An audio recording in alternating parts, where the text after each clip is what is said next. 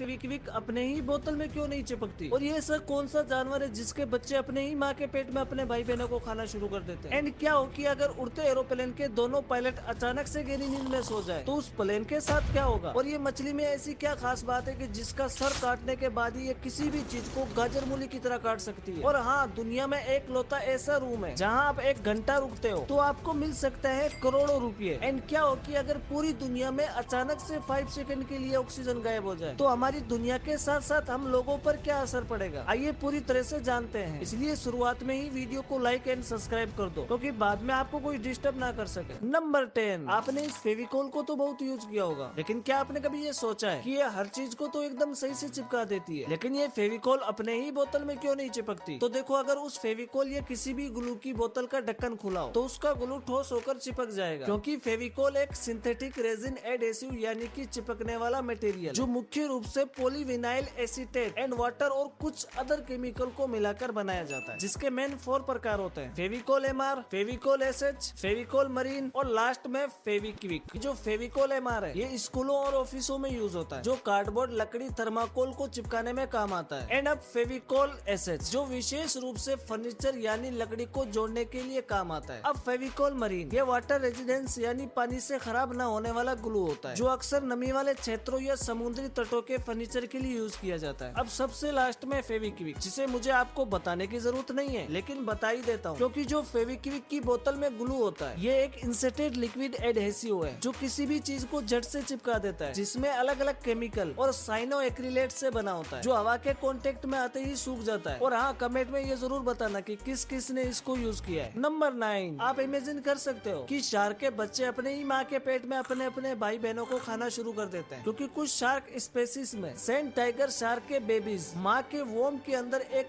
Deadly battle शुरू कर देते हैं। दरअसल शार्क मदर एक ही टाइम में कई सारे एम्ब्रोज डेवलप करती है, लेकिन जैसे ही एक एम्ब्रोज थोड़ा बड़ा और स्ट्रॉन्ग होता है तो वो अपने ही भाइयों बहनों को खाना शुरू कर देता है। इनफैक्ट साइंटिस्ट इस प्रोसेस को इंट्रा यूट्राइन कैनिबलिज्म कहते हैं, जिसका मतलब वोम के अंदर अपने ही स्पेसीज को खाना। और ये सिर्फ एम्ब्रोज तक नहीं रुकता, क्योंकि स्ट्रॉन्ग बेबी शार्क के माँ के बेबी से मिलने वाला अनफर्टिलाइज एग को खाता है ताकि वो और ज्यादा पावरफुल बन सके। नंबर 8, अगर आप घोड़े के सामने ऐसे एक्टिंग करोगे और उस घोड़े को ऐसा विश्वास कराओगे कि आप उसके मुंह में रस्सी बांध रहे हो और फिर उसे आप इस तरह पकड़ कर ले जा रहे हो, तो घोड़ा असलियत में आपके पीछे पीछे आना शुरू हो जाएगा, क्योंकि ऐसी एक्टिंग करने से उसके माइंड में ऐसा इल्यूजन पैदा होगा कि आप उसे बांध कर ले जा रहे हो। इसे ही माइंड कंडीशनिंग कहते हैं। और ये बात घोड़ों के साथ साथ इंसानों और जानवरों पर भी लागू होती है, क्योंकि ऐसे ही दुनिया में लोगों का माइंड ब्रेन वॉश किया जाता है, जो चीज नहीं है उसी पर बिलीव कराया जाता है। और दूसरी बात, अगर आप किसी चिंटी को लाओ और उसके बाहर ऐसा सर्कल बना दो और उस चिंटी को लगेगा कि उसी के अंदर वो फंसी हुई है। इसे ही माइंड कंडीशनिंग कहते हैं, जिसे यूज करके आप किसी को भी अपने कंट्रोल में कर सकते हो। नंबर 7, सोचो अगर तुम किसी एरोप्लेन में बैठकर रशिया जा रहे हो और तभी उस एरोप्लेन में ये अलार्म बजता है।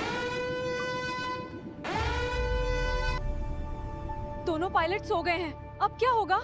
तो इस सिचुएशन में उस प्लेन के साथ क्या होगा? तो देखो, आपको लग रहा होगा कि दोनों पायलट सोने से एरोप्लेन क्रैश हो जाएगा, लेकिन ऐसा बिल्कुल नहीं है, क्योंकि इसके पीछे की सच्चाई बहुत ज्यादा हैरान कर देने वाली है। इनफैक्ट आज के मॉडर्न जमाने में एरोप्लेनों पर मैनुअल ऑटो पायलट सिस्टम होता है। अगर दोनों पायलट गलती से भी सो जाए तो प्लेन कुछ टाइम तक अपने आप सही रूटेट पर उड़ता ही रहेगा। लेकिन यहाँ भी दिक्कत हो सकती है, क्योंकि जब लैंडिंग का टाइम आएगा तो एयर ट्रैफिक कंट्रोल यानी एटीसी पायलट से कोई भी कॉन्टेक्ट ना मिलने पर एटीसी इस सिचुएशन में इमरजेंसी डिक्लेयर कर देगी। एंड कुछ एरोप्लेनों में तो वार्निंग अलार्म भी होता है, जो कॉकपिट में कोई भी एक्टिविटी ना होने पर पायलट को जगाने की कोशिश करता है। तो देखो, अगर दोनों पायलट सो भी जाए तो प्लेन तुरंत क्रैश नहीं होगा, लेकिन अगर वक्त पर कोई ना जगाए तो सिचुएशन बहुत ज्यादा खराब हो सकती है। नंबर 6, दोस्तों हमारे और आपके नाम में 2 या 3 वर्ड हो सकते हैं, लेकिन अब मिलाता हूँ इस लड़की से जिसका नाम इतना बड़ा है कि अगर आप इसके नाम को बोलोगे तो आपका मुंह थक जाएगा, लेकिन इसका नाम नहीं खत्म होगा, क्योंकि इस लड़की के नाम में 1019 लेटर है। और इससे भी ज्यादा मजे की बात बताऊं, इस लेडी का बर्थ सर्टिफिकेट लगभग 2 फीट लंबा है और इस लड़की का नाम कुछ इस प्रकार है जो हम नहीं बोल सकते। आइए देखते हैं। 是人之事，看来让我。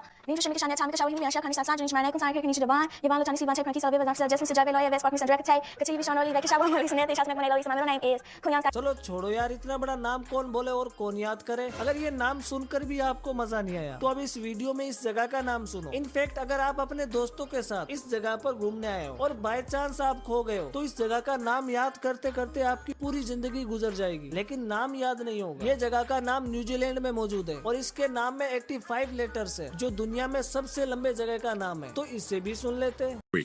We are in Tau Mata Wakata.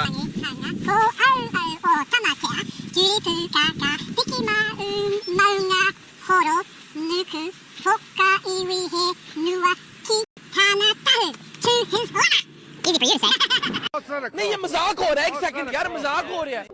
Number 5, ये पूरे वर्ल्ड में एक लौती ऐसी मछली है जो मरने के बाद भी इसका सर किसी भी चीज को बीच से फाड़ के रख देता है। पर कैसे? तो दरअसल इस मछली का नाम है वुल्फ फिश, यानी समुद्र का एक लौता भेड़िया। एनीवेज इसके खूबसूरत दांत, ओह सॉरी यानी और ताकतवर मसल्स मरने के बाद भी नहीं मरते, क्योंकि अगर आप इस मछली का सिर अलग करते हो तो ये मर तो जाती है, लेकिन इस मछली के सर में नर्व्स और मसल्स कुछ टाइम के लिए इसके अंदर एनर्जी बनाए रखते हैं। एंड जैसे ही इसके सर पर कोई चीज टच होती है तो नर्व्स एकदम सिमुलेट होती है और इस मछली की मुंह की मसल्स इतनी तेजी से सिकुड़ती है जो किसी भी चीज को बीच से फाड़ के रख देती है। नंबर 4, आपको पता है कि ये जो 5 और 10 रुपए चिप्स के एड्स को बनाने के लिए करोड़ों रुपए इस एक एड्स पर लगाए जाते हैं। दरअसल पोटैटो चिप्स के एड्स देखने में तो बहुत सिंपल लगते हैं और देखने में भी लगभग लग रहा है कि इस पर बहुत कम खर्चा आता होगा, क्योंकि इनमें ना ही कोई सुपरस्टार होता है और ना ही कोई बड़ा काम जाम होता है। लेकिन इन एड्स को शूट करने के लिए कई बड़े बड़े कैमरों और महंगे महंगे मशीनों का इस्तेमाल किया जाता है, जैसे कि आप इस वीडियो में देख ही सकते हो, और इसलिए इसमें काफी ज्यादा खर्चा भी आता है। और इन एड्स को बनाने के लिए कभी कभी तो प्लास्टिक चिप्स का भी यूज किया जाता है। वैसे इन एड्स को देखकर नहीं लगता कि इसमें इतने सारे झंझट हो सकते हैं। नंबर 3, ये दुनिया का एक ऐसा कमरा है जहाँ अगर आप 1 घंटा उस कमरे के अंदर बिताते हो तो आपको लाखों एंड करोड़ों रुपए मिल सकते हैं।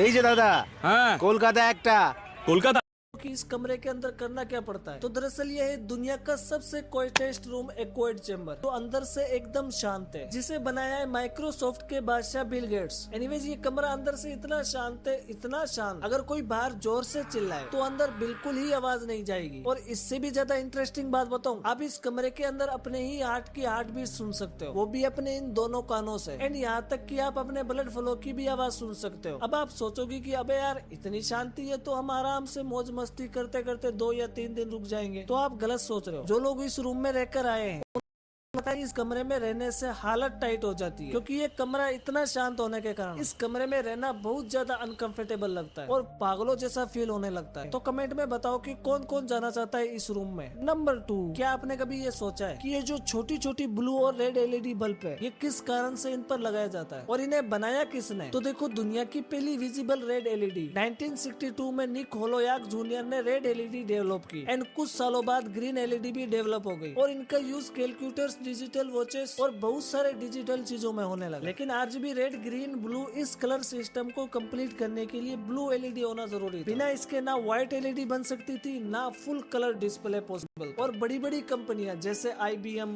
सोनी और पैनासोनिक ने ब्लू एलईडी बनाने की कोशिश की, लेकिन उन्हें 30 साल की रिसर्च के बाद भी वो फेल हो गए, क्योंकि ब्लू लाइट के लिए एक स्पेशल मटेरियल चाहिए था और मटेरियल या गैलियम नाइट्रेट को हैंडल करना काफी मुश्किल था। फिर 1993 में सुजी नाकामुरा ने इम्पॉसिबल ब्लू एलईडी डेवलप कर ली। अब जब आरजीबी कलर सिस्टम कंप्लीट हुआ तो व्हाइट एलईडी भी बन गई, या तो आरजीबी मिक्स करके या ब्लू एलईडी के ऊपर फास्फर कोटिंग लगाकर। उसी से आज के स्मार्टफोन्स, टीवीज, लैपटॉप्स और एलईडी बल्ब सब इसी ब्रेक थ्रू की वजह से पॉसिबल हुए। नंबर 1, दोस्तों सोचो अगर हमारी दुनिया में 5 सेकंड के लिए पूरी तरह से ऑक्सीजन गायब हो जाए तो हमारी दुनिया के साथ क्या होगा? सबसे पहले जो भी लोग बीच पर होंगे उन्हें तुरंत सन बर्न, यानी कि आपकी स्किन कुछ इस तरह से हो जाएगी सन की यूवी लाइट से, क्योंकि ऑक्सीजन से बनी ओजोन लेयर गायब हो जाएगी। फिर सारी कंक्रीट से बनी हुई बिल्डिंग्स और स्ट्रक्चर में दरारें आ जाएगी, क्योंकि कंक्रीट को बनाने के लिए ऑक्सीजन की बहुत ज्यादा जरूरत होती है। एंड अगर आप बाहर खड़े हो तो आपके दोनों कानों के पर्दे फट जाएंगे, क्योंकि उस टाइम हवा का प्रेशर बहुत कम हो जाएगा। और यहाँ तक कि अगर आप कार्स या बाइक या एरोप्लेन चला रहे हो तो वो सब रुक जाएंगे, क्योंकि फ्यूल को चलाने के लिए ऑक्सीजन की जरूरत होती है। एंड दिन के समय में तो और ज्यादा भयानक मंजर होगा, क्योंकि सूरज की डेंजरस यूवी लाइट सीधी आप पर पड़ेगी, मतलब हर तरफ तबाही तबाही। तो ये वीडियो यही एंड होती है। बाकी ये 2 वीडियो भी बहुत मजेदार है, जिसे देखने